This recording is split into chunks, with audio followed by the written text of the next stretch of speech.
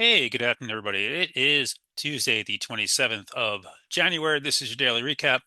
SPY is at a new all-time high, and there was much rejoicing. You can see yesterday, last week's big move, and now we've had follow through the last 2 days, although it's been a very slow follow through. And, we're just very low volume here. We're at 39 million shares with 19 minutes to go. Pretty quiet here as we go into very big earnings over the next 48 hours. And you have the Fed decision tomorrow, which I think is a big nothing burger on top of that. There's also talk about war with Iran, but I'm going to again downplay that because I'm not really, we may hit them, but what kind of war is it really going to be? But it's a lot of saber rattling going on there. Bottom line is the next area to watch is 697.30. That is the pre-market all-time high we had from 2 weeks ago. And the SPY over here looking good and looking nice recovered.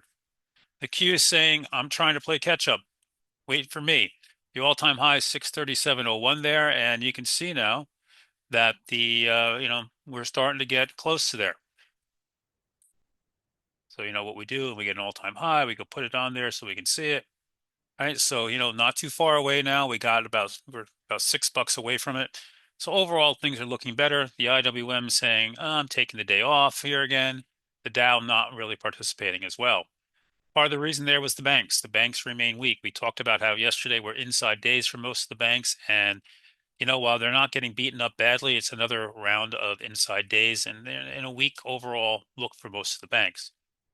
Energy, I did trade ExxonMobil today, made very little bit on it. Popped oil is strong. And again, this is off of thinking that we're going to strike Iran as our assets are now all in the area. In addition to the carrier groups arrived, I've seen reports that a bunch of Hercules aircrafts with the C-130s have taken off, loaded to the gill with missiles and Patriot defense and all sorts of stuff into the area.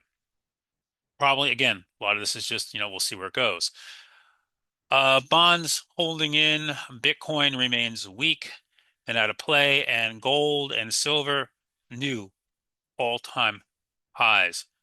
The dollar, however, not looking healthy at all. This is not a good move. Oh, Trump, value of the dollar is doing great. Okay. Down to 96 here. This is not good for the dollar. This is, a lot of weakness coming in here, a little bit of worry. The semis just hit a new all-time high. We have Seagate tonight. We'll see what they have to say. And ASML is like at 1 o'clock in the morning. They're both at all-time highs. These have been the main drivers of the SMHs now for the last 3 months.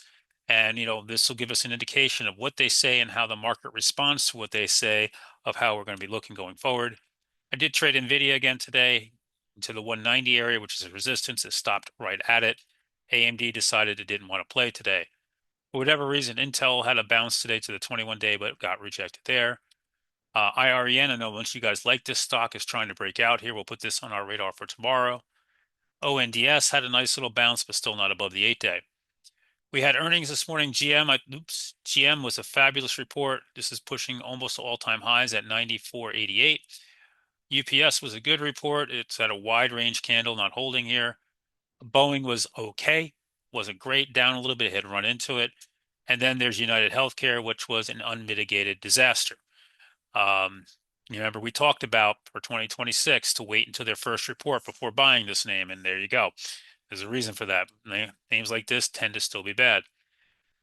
And on top of that, and you look around, it was really a big tech day. They're running Microsoft into earnings. It's above the 50-day, the 200-day there. They report tomorrow night.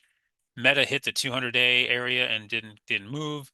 Apple had another follow-through day here, got up to the 100-day before getting rejected. They report Thursday. Tesla remains weak going into earnings.